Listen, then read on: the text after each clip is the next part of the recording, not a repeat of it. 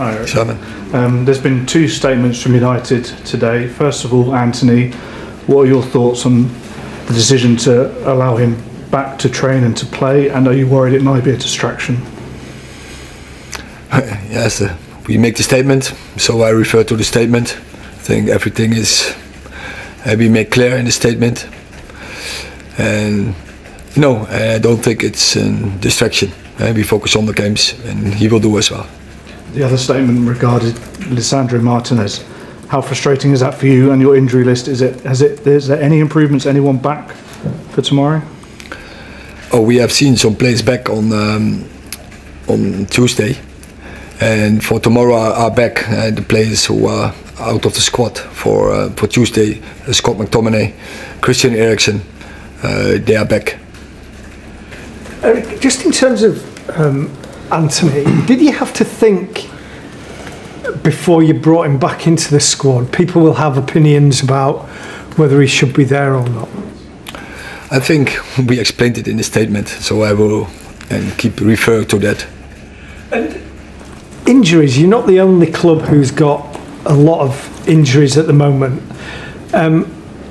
Next season the Champions League expands, there's the new Club World Cup coming in as well, there's more and more demands on players. How do you deal with that? Is it a bigger squad? Is it limiting the number of games players play? How do you look after the players? We already did. We already expanded the squad this season because you make the reason clear. We had a World Cup in the middle of the season. We had a longer season. We had to play a longer season as well. FA Cup, then Nations League games, then a shorter break. And every time the schedule is expanding, and the load on the players is just too much. It's such a great overload. But many colleagues of me are already pointing to that, and I have pointed to that as well. But it kept going. We keep expanding the schedule, but anywhere it will stop. Then players can't deal anymore with this overload, and that is, I think, what you see across many squads in this moment. Erik, the statement on Antony doesn't say when he'll resume training and when he'll become available. Can you give us any clarity on the time scale, on his fitness levels? On Saturday he will be back in the training. So tomorrow. And you're comfortable with his fitness levels? I have to see, but I think And I guess a lot of your fans will think you've got clarity on one player, the other player who's obviously been in the headlines recently, Jadon Sancho.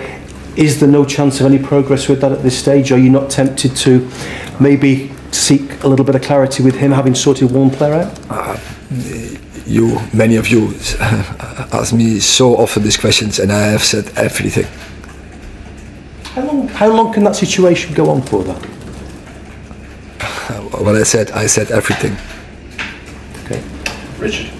Hi Erik, I just want to ask you about Sofyan Amrabat. He had a really impressive debut on Tuesday. What do you think his greatest asset is? Is it his technical ability, or is it his energy and his stamina?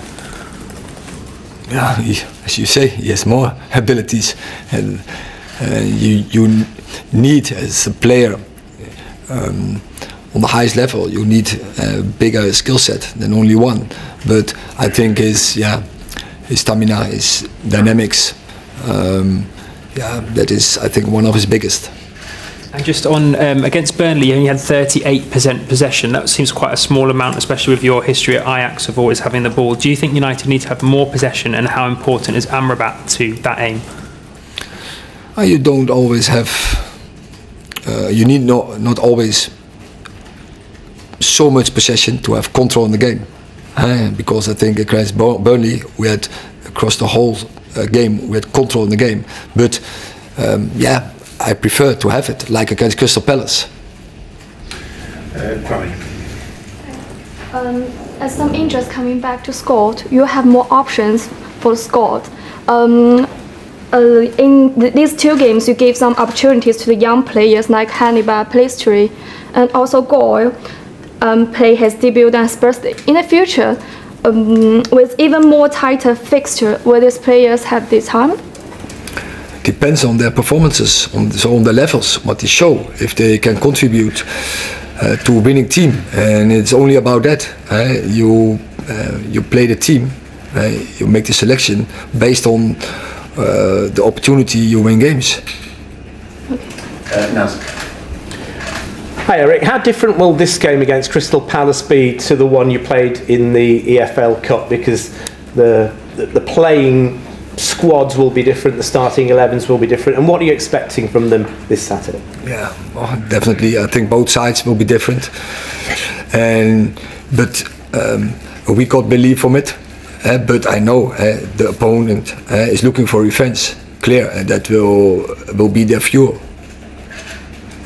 And in terms of just going on the young players, you mentioned on Tuesday night that the young players have shown you in training that they deserve to get the shirt. How important is that going to be during this period when you have got a number of injuries?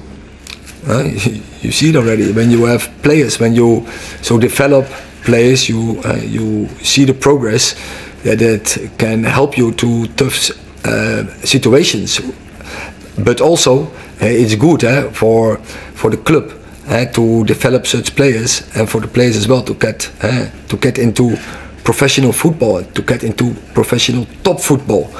And yeah, so great. I like it to develop young players. But as you said, the mentality has to be right. You have to deserve the badge, and every time you have to prove it. And on every occasion, so training, but especially on games.